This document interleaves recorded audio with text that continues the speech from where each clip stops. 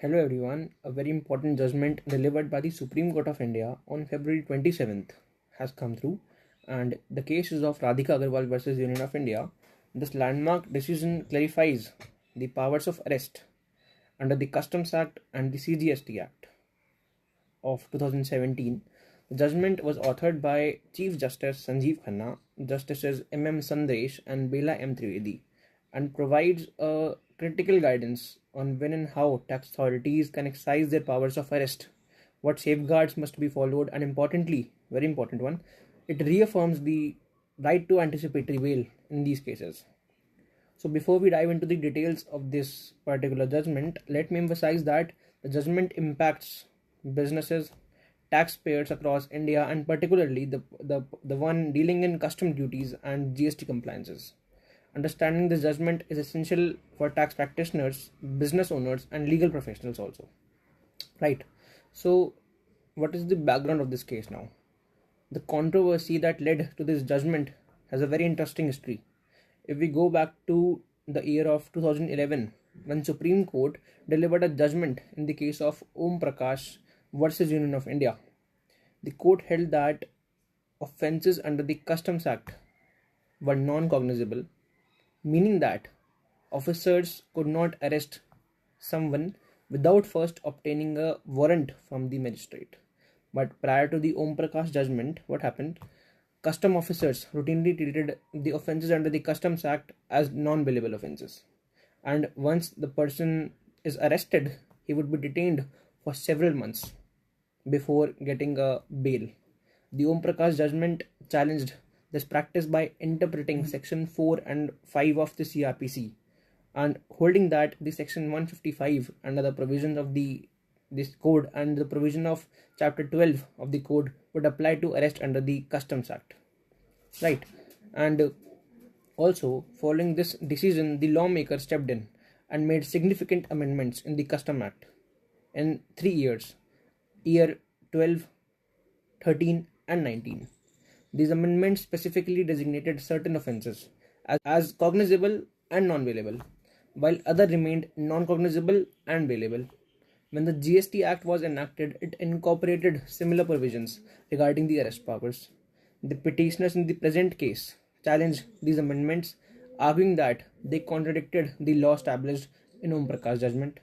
They also questioned that the constitutional validity of Section 69 and Section 70 of the GST Acts, which deal with the powers of arrest and summons on the grounds of legislative competence. The petitioners here also argued that Article 246A of the Constitution, which gives the Parliament to make laws regarding the taxes, regarding GST, it does not explicitly authorize making violations of GST laws into criminal offences. Right. Another significant contention which was raised by the petitioners here was that tax authorities were using the threat of arrest to coerce the assessees to admitting liability and making tax payments, even when there was no assessment or adjudication of the demand. Right. So it was very important here. So now we'll be examining the key provisions which were under scrutiny of this judgment. Under the Customs Act, Section 104, subsection 4, which was amended in the year of 12 and 19, it specifies certain offences as cognizable notwithstanding anything contained in the CRPC. These offences related to prohibited goods, evasion or attempted evasion of duty exceeding 50 lakh rupees, fraudulently availing drawback or exemption from duty exceeding 50 lakh rupees, fraudulently obtaining an instrument for purpose of the act where duty relatable to the utilization exceed 50 lakh rupees. Also, Section 104 subsection 5 clarifies that all the other offences under the Act shall be non-cognizable. Similarly, Section 1046 designates certain offences as non-bailable here. Now, what were these offences? The first was evasion of duty exceeding 50 lakh rupees, prohibited goods notified in Section 11, undeclared imports or exports exceeding 1 crore rupees, fraudulently availing of drawback exceeding 50 lakh rupees, fraudulently obtaining instruments under the Act, and Section 104 subsection 7 states that all other offences will be bailable, shall be bailable.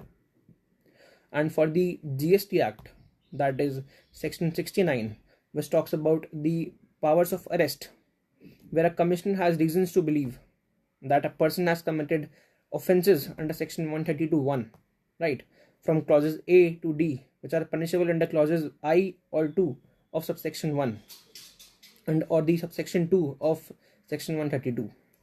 Section 132 of the GST Act deals with punishment for certain offences, right, with subsection 4 declaring all the offences as non-cognizable and bailable except those which are specified in subsection 5 as cognizable and non-bailable. And now if we talk about the offences that can lead to arrest under the GST Act, what are these? The first one is supplying goods or services without issuing invoices, right, with the intent to evade tax. The second is issuing invoices without supply of goods or services leading to wrongful input tax credit, availing ITC using fake invoices, right, and also collecting tax but not paying it to the government beyond the 3 months, right. So these provisions here creates a framework where only specific serious offences with monetary thresholds are cognizable and non-bailable, while the other offences remain non-cognizable and bailable, right. So in the judgment now, the court analyzed the Customs Act here. So we'll be examining the Customs Act now. The Supreme Court noted that the amendments which were made to the Customs Act in the year of 12, 13 and 19 were substantive. They were what? Substantive, and were specifically introduced to modify the application of the Om Prakash judgment. The court was not inclined to revisit all the issues which were in the Om Prakash judgment for three particular reasons. The first reason was that the decision has been in force and binding for more than 12 years now. Secondly, that more significantly, that the lawmaker has clearly accepted the ratio of the Om Prakash judgment and made specific amendments to the Customs Act and also enacted the GST Act with the same principles, keeping them in the mind. And thirdly, the ratio in Om Prakash judgment, it promoted and protected the right to life and liberty of citizens and corrected the earlier wrongdoings by the custom officers, right, which were diminishing the constitutional and statutory rights of that person. The court affirmed that the custom officers are not police officers, referencing to various decisions of the bench that were, if I tell you, State of Punjab versus Barkat Ram, Ramesh Chandra Mehta versus State of West Bengal, and Ilyas versus Collector of Customs, which was reaffirmed in Tufan Singh versus State of Tamil Nadu. The court emphasized that the thresholds for arrest under section 1041 of the Customs Act is higher than under the section 41 of CRPC. Why? Because section 41 of the CRPC, it allows the police to arrest based on reasonable suspicion, and section 1041, it requires reasons to believe. So there's a difference. Reasons to believe that a person has committed an offence which represents a more stringent standard. And for arrest under the Custom Act, the Commissioner of Customs must satisfactorily show through recorded reasons to believe that the person has committed a non-bailable offence. These reasons to believe must be explicit and refer to material and evidence underlying such opinion. And additionally, the grounds for arrest must be given in writing to the arrestee before production of him before the magistrate. Right. And now, if we analyze the important act, that is GST Act, because I practice in it, the court noted that GST Acts are not a complete code here, because when it comes to provision of search, seizure and arrest, the provision of CRPC would apply when they are not expressly or impliedly excluded by the GST Act. And for arrest under the GST Act, the court held that commissioner must record the reasons to believe that the person had committed a non-bailable offence under section 132 subsection 5, read with the clauses A to D of section 132 subsection 1, right. The monetary thresholds specified in clause I of section 132(1) must be supported by referring to relevant and sufficient material, right. Also, the court rejected the contention that the assessment order under section 73 or 74 of the GST Act must necessarily precede an arrest, while the court also acknowledged that normally assessment proceedings would quantify the tax evaded and establish violations. It also recognized that there could be cases where even without a formal assessment order, the department might be certain about the offences with sufficient degree of certainty, right? Also, the court emphasized that the exercise should be undertaken in the right, earnest, and objectively, not on mere suspicion. The arrest must proceed on a belief supported by reasons and material recorded, and that the conditions specified in section 132(5) must be satisfied. Regarding the practice of extracting tax payments under the threat of arrest, the court expressed concern here. After examining the data by the revenue, the court noted that there appeared to be some force in the petitioner's submission that SACs were compelled to pay tax as a condition for not being arrested. The court here clarified that the section 74 subsection 5 here, it gives the option to the SSC to pay tax voluntarily and does not confer any right on tax authorities to compel or extract tax by threatening arrest. Such practices would be unacceptable and violative of the rule of law, right? The court stated that the SSCs here would be entitled to move to the courts seeking refund of that tax amount which they have deposited under the threat of arrest or force or coercion, right? And very importantly, if we talk about the constitutional validity and the legislative competence which was contended by the petitioner here, an important aspect of this case was challenged here. That was the constitutional validity of the sections 69 and 70 of GST Act on the grounds of legislative competence. The petitioner here argued that Article 246A of the Constitution, while conferring to legislative powers to levy and collect GST, does not explicitly authorize making the violation as criminal offences. The Supreme Court decisively rejected this challenge. The court held that Article 246A is a special provision. It defines both source of power and field of legislation for GST.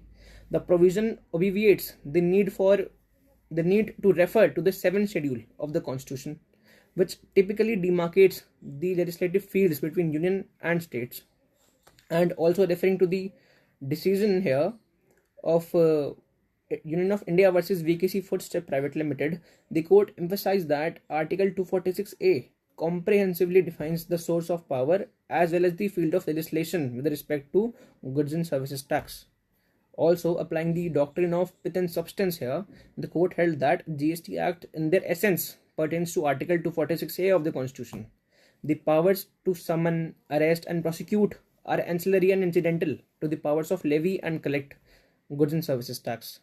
The court also cited a decision of the Constitution Bench judgment in R.S. Joshi versus the Ajit Mills Limited, which held that all the powers necessary for levy and collection of the tax for ensuring that tax is not evaded, right, are comprised within the legislative ambit, and they are as ancillary or incidental. It is also permissible that levy penalties for attempted evasion of taxes or default in payment, right? Thus, a penalty or a prosecution mechanism for levy and collection of GST and for checking its evasion is permissible exercise of the legislative power under Article 246A. Now, if we talk about the safeguards and rights of arrestees here, the court laid down several important safeguards that must be followed while exercising the powers of arrest under the Customs Act and GST Act. Firstly, the court held that the provisions of CRPC would be applying here, right? Applying here to the arrestees in the both Custom and GST Act. And the sections will be Section 41B, which outlines the procedure of arrest and duties of the officer making the arrest to show their identification cards, right? It should bear an accurate, legible and clear identification of their names to facilitate easy identification by the arrestee. Section 41D here, which gives the person right to meet an advocate of their own choice during the interrogation, though not throughout the interrogation. The court referenced the case of Senior Intelligence Officer versus Jugal Kishore Samra, which held that an advocate may be present within the visual distance during the interrogation but cannot be within the hearing distance, and nor can there be consultations during the interrogations, right? Section 50A, which requires the officer making arrest to immediately inform the nominated person by the arrestee about the arrest, and also the facts must be recorded in the arrest memo along with the date and time of arrest, right? And the Section 55A, which imposes a duty on the person having custody of the accused to take reasonable care of him, of his health and safety, right? And the court also emphasized the compliance with the DK Basu guidelines here, and which are mandatory. These guidelines have been incorporated in circulars by the Central Board of Indirect Taxes and Customs here, CBICB, including requirements for preparing a proper arrest memo, conducting medical examinations, and informing a nominated person immediately, right? The court also noted that the custom officers here must maintain proper records, including diary entries similar to those which are required in section 172 of CRPC, which is now BNSS. These should contain details of the, such as name of the informant, name of person who has violated the law, the nature of the offense, the time of arrest, seizure details, and statements recorded during detection of that particular offense, right? Now we will be discussing a very important aspect of this judgment, which will be very helpful, that is anticipatory bail. It is the critical aspect of the judgment which concerns anticipatory bail. The court clarified that the powers to grant anticipatory bail under section 438 of the CRPC, which is now BNSS, it is available in cases involving offences under Custom Act and GST Act. The court held that the powers to grant anticipatory bail arises when there is an apprehension of arrest, right? This power vested in the courts under the code that which affirms the right to life and liberty under Article 21 of the Constitution to protect the person from being arrested.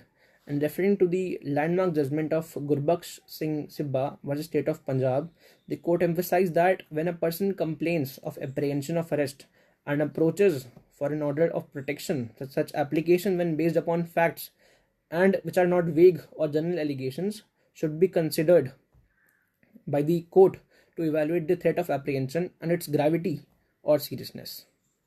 And in appropriate cases, the anticipatory bail can be granted by the courts, which may also be conditional. Importantly, it is not essential that the application for the anticipatory bail be moved only after the FIR is filed, as long as the facts are clear and there is a reasonable basis for approaching arrest, for apprehending arrest. The court here also noted a principle, that this principle was recently confirmed by a constitution bench of 5 judges in the case of Sushila Agarwal versus the state and city of Delhi. Significantly here, the court stated that some previous decisions in the context of GST Act that were contrary to this position should not be treated as binding here. These include the state of Gujarat versus Chudamani Parmeshwaran Iyer, if I am right, and the Bharat Bhushan judgment was Director General of GST Intelligence, DGGI. Practical implication and the conclusion here. What is the conclusion of the judgment? Firstly, the judgment provides clarity on when and how the customs and GST authorities can exercise their powers of arrest. It reaffirms that these powers are not limited and must be exercised with the caution and in accordance with the law.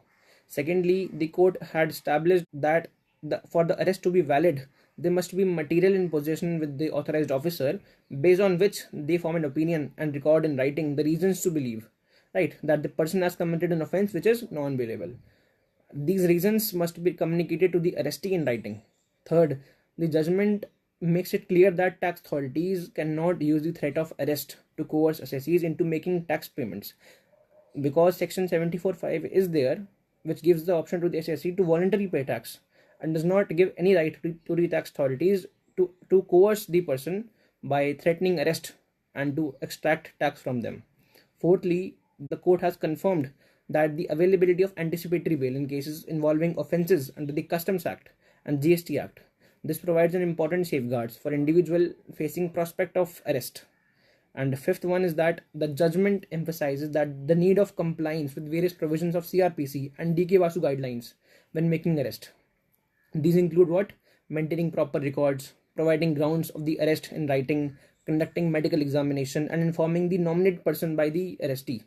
And the last one, that is sixth, the court had clarified that the officers must focus on the serious cases of tax evasion rather than technical violation or differences in interpretation of law. The CBIC has also issued circulars in the for this to effect, right? In conclusion, now I would like to state that this judgment strikes a balance between the need to enforce tax laws effectively and for the protection of the fundamental right of the individuals.